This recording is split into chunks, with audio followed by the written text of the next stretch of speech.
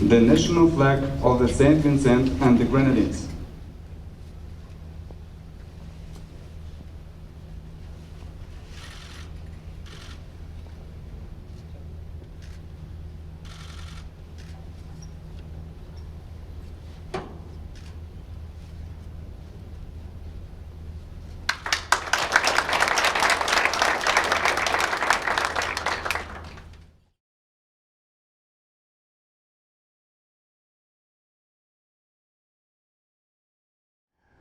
Your Excellencies, St. Vincent and the Grenadines is a resilient nation. The resilience of our Kalinago and Garifuna forebears led to one of the very first treaties between the mighty British Empire and the indigenous people in the Western Hemisphere. This revolutionary spirit, personified through our national hero, the Right Excellent Joseph Chatouillet, ensured that our Euromine, our St. Vincent and the Grenadines, became the nation with the shortest documented history of organized enslavement of African bodies in the Western Hemisphere. So too did this revolutionary spirit, illustrated in the 1935 anti-colonial uprising, pave the way for universal adult suffrage and lay the foundation for our reclamation of independence 41 years ago. Our 2-year term on the Security Council, the United Nations Security Council, signifies a new phase in our political journey as an independent nation. To be sure, freedom and independence are timeless ideals on which our human civilization is advanced, and the virtues of nationhood must be defended and protected righteously in every way possible.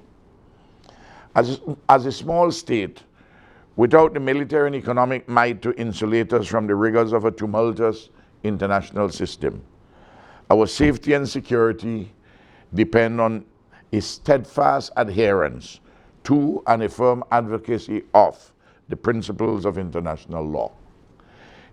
In this regard, our work at the Security Council touches the lives of every single Vincentian in one way or another.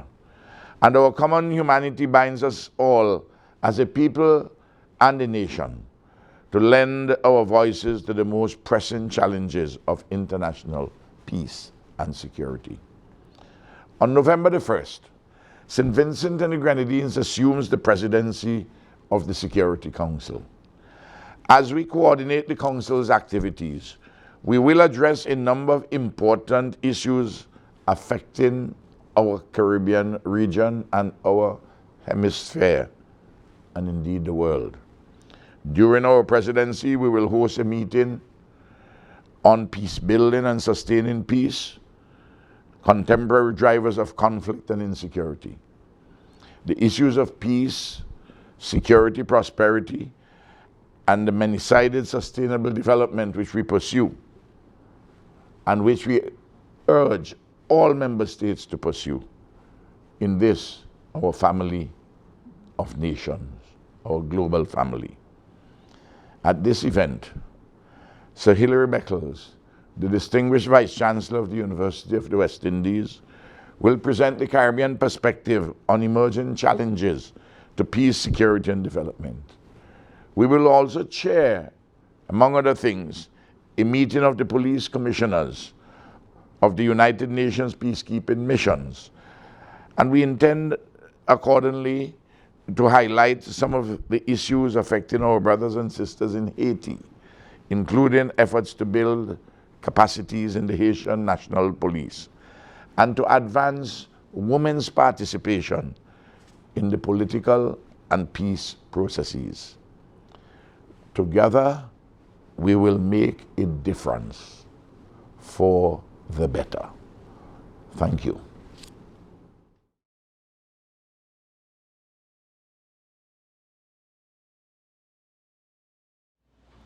The world is more interconnected today than at any other point in history. As we have seen throughout the COVID-19 pandemic, no country has remained unaffected. nor can any single country then manage the effects of an international crisis all on its own. Small countries like ours, with our vulnerable open economies and porous borders, can no longer afford to stand on the sidelines of the multilateral system, while the norms and rules of international relations are influenced only by the powerful. Admittedly, this system was not crafted with small states like ours in mind. However, we consider it our solemn duty to advocate for the principles of sovereign equality, territorial integrity, and political independence while advancing the perspectives of small island developing states. Our foreign policy remains rooted in these principles, while we pursue constructive partnerships and advance pragmatic solutions to international concerns.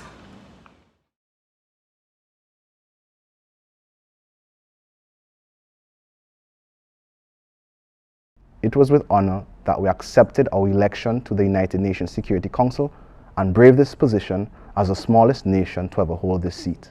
Almost 1 year since the assumption of our duties, we can say that this has been a historic and transformative opportunity, enabling the voices and concerns of small island developing states to be elevated, including the adverse security consequences of climate change and the nexus between development, peace, and security.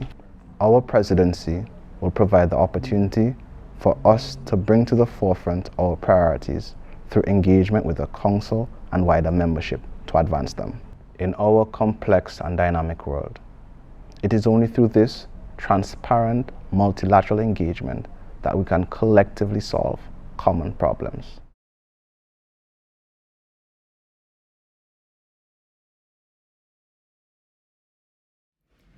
Although our missions team is quite young, our level of commitment and dedication to effectively fulfilling our responsibilities is indisputable. We each bring our own unique set of skills that allow us to be flexible, agile, and innovative in our thinking. And this has proven to be beneficial to our tenure on the Security Council thus far, and will certainly contribute to the overall success of our presidency in November. Indeed, it adds great value to the work that we are doing in service of the people of St. Vincent and the Grenadines and the international community.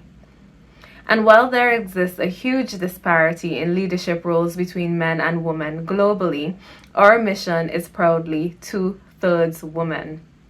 Our permanent representative, both of our deputy permanent representatives, our political coordinator, alternate political coordinator, legal advisor, and other advisors in our mission are all women. We certainly place high value on the contributions of women in diplomacy. Our mission is breaking barriers, paving new paths, and transforming mindsets.